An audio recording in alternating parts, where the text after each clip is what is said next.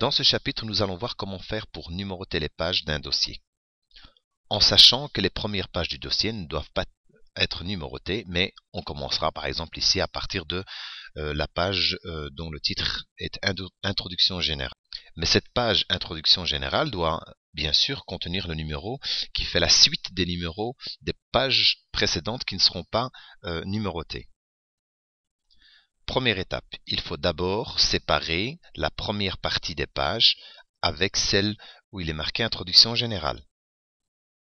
Pour cela, nous allons d'abord regarder la mise en page. Je vais dans le lien mise en page et ici vous allez remarquer que nous avons la possibilité de pouvoir faire des sauts de page ou des sauts de section.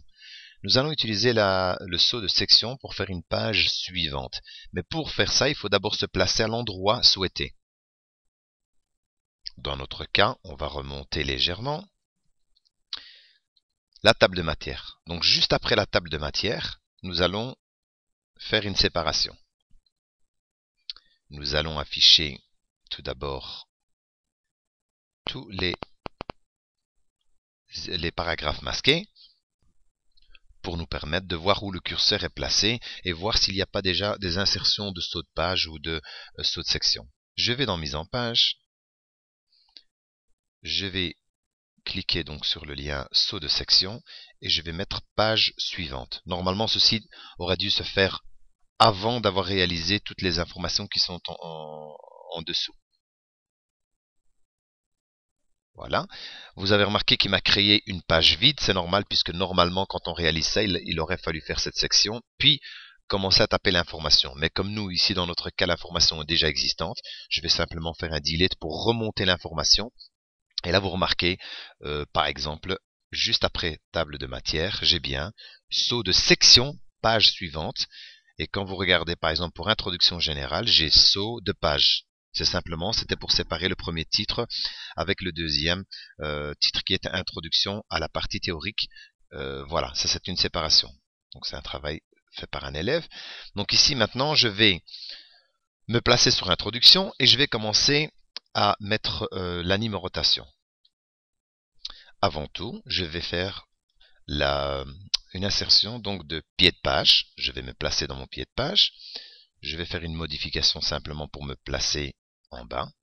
Voilà. Une fois ici, je vais choisir l'insertion de la numérotation des pages. Avant ça, il faut d'abord retirer le lien ici. C'est lié au précédent, c'est-à-dire la relation entre les pages avant et celle-ci pour pas que la numérotation soit quand même indiquée dans les pages qui sont situées juste avant, donc les pages précédentes. Je viens dans Insertion et là je vais choisir la numérotation de page. Je vais prendre le format tout d'abord. Dans le format, je vais dire que la numérotation doit être la continuité des premières pages qui ne seront pas numérotées. Donc je reste sur à la suite de la section précédente. Je clique sur OK. Et puis maintenant, je vais choisir le type de numérotation. Donc je reviens dans numérotation, bas de page. Et là, vous avez le choix. Je vais prendre celui-ci. Voilà, vous remarquez ici que c'est le numéro 6.